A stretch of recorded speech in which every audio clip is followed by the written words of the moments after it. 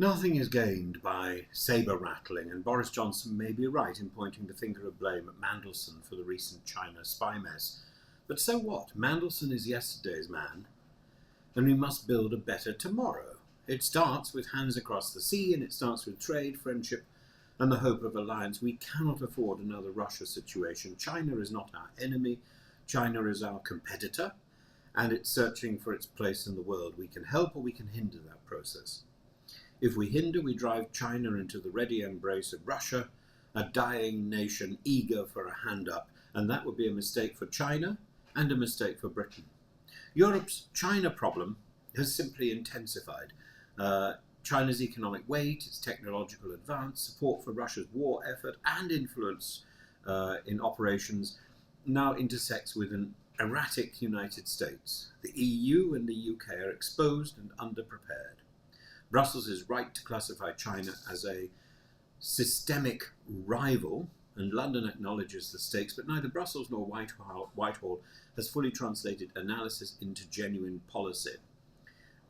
Where we actually stand in terms of trade and dependency, well, the scales and balances by 2024, the China-EU trade approached roughly 30% of global trade, with UK-China around 4%, and goods balances are heavily in China's favour, roughly €306 billion EU deficit and about £49 billion for the UK. Modest European services surpluses do not offset these gaps.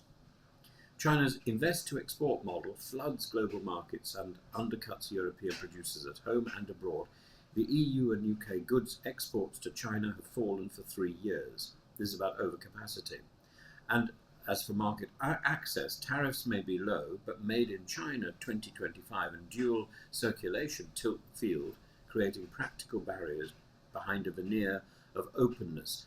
A Bertelsmann style mapping shows the EU dependent on 1,153 goods with limited substitutes, China dominant in 48% of them, and UK dependent on 1,068 goods, China dominant in 28%. Critical items include APIs, PPE, rare earths and rare earth magnets, where EU import reliance nears 100%. Beijing has shown willingness to weaponize dependencies via export controls, including tighter rare earth licensing from the 9th of October, tools usable in trade disputes and potentially to affect Ukraine's battlefield inputs. We need to, the implication of all this is we need to stop assuming incremental openness will rescue reciprocity. We need to plan for durable asymmetries and build resilience. From imitation to innovation is really the issue in terms of technology. China's moved decisively into original innovation, 1.68 million patent filings in 2023, global leads in industrial design and plant varieties, and 3 of the top 10 innovation clusters.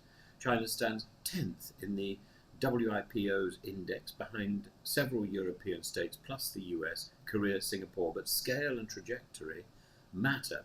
The ASPI finds China ahead in 56 of 64 critical technologies, potential future monopolies including batteries, advanced composites, optical comms and electronic warfare.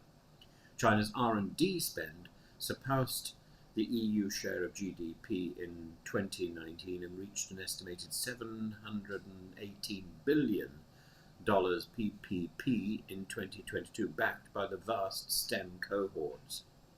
President Xi's priority in converting civilian tech into military advantage and building supply chains outside foreign control is a direct European security concern.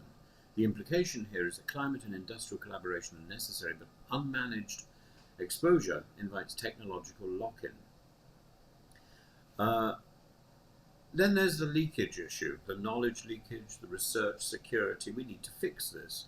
The leakage occurs through commercial espionage, cyber intrusion, academic collaboration. Most Chinese students are benign, but a material minority linked to high-risk institutions, including the Seven Sons Universities.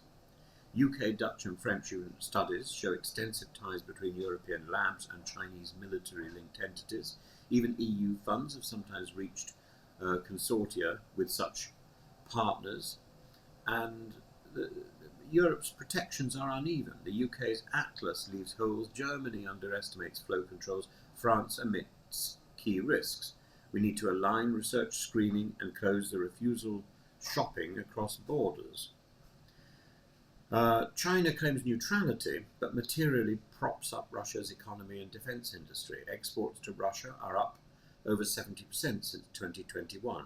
About 80% of imported components used by Russia's arms sector reportedly come via China, including drone parts and dual-use optics and protective kit. China buys more Russian oil and gas while diversifying suppliers. In return, it appears to gain access to sensitive Russian military know-how.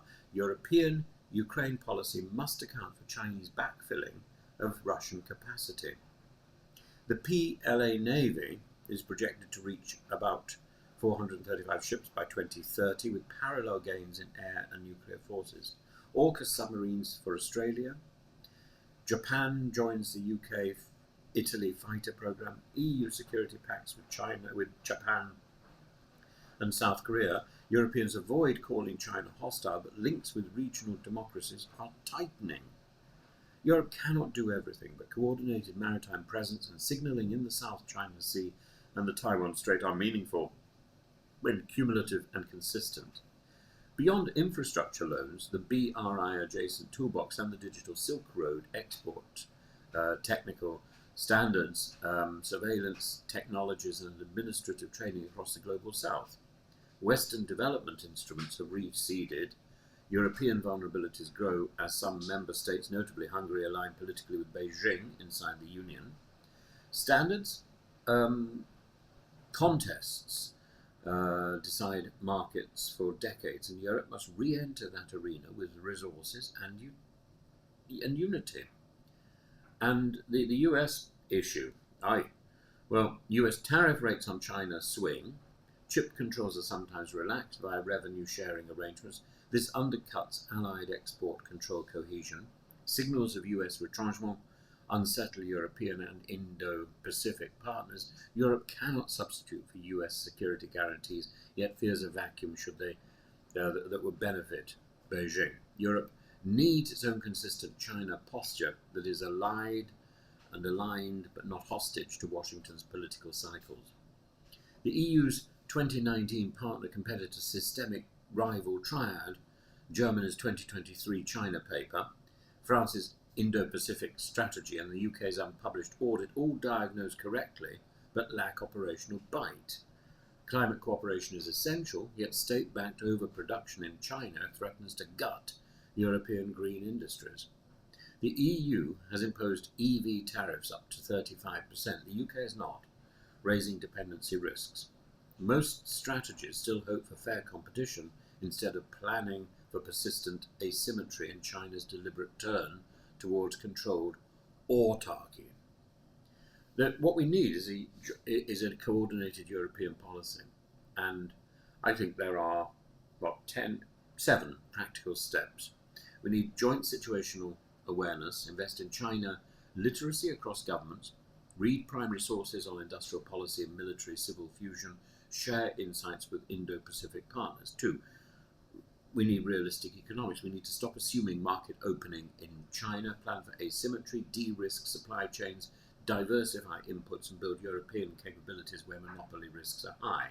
3, we need tech protection. We need to align export controls, outboard investment screening and research screening across the EU and the UK, share watch lists, close illicit conduits, and prosecute where possible. We need educational safeguards. We need to harmonise high-risk subject controls, tighten ATAX-type schemes, and block refusal laundering across jurisdictions. The materials loop, cooperate on rare earths and magnet recycling and upstream processing, with recycling rates under 1%, scale hard and fast. Maritime presence and signalling. We need to coordinate limited but steady European freedom of navigation operations and crisis messaging in the South China Sea and Taiwan Strait. And the influence. We need to take a consistent line on Confucius institutes. We need to act together against covert influence, diaspora intimidation, and front entities. The bottom line, without Hysteria, we need to compete, we need to cooperate without naivety. Engagement with China is unavoidable for climate action and macro stability, but naivety is dangerous.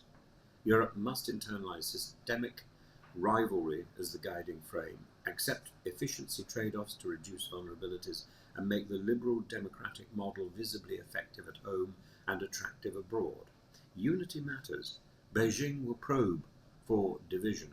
Even without full consensus, alignment among Europe's main economic and military powers, including the UK, would raise Europe's leverage and resilience.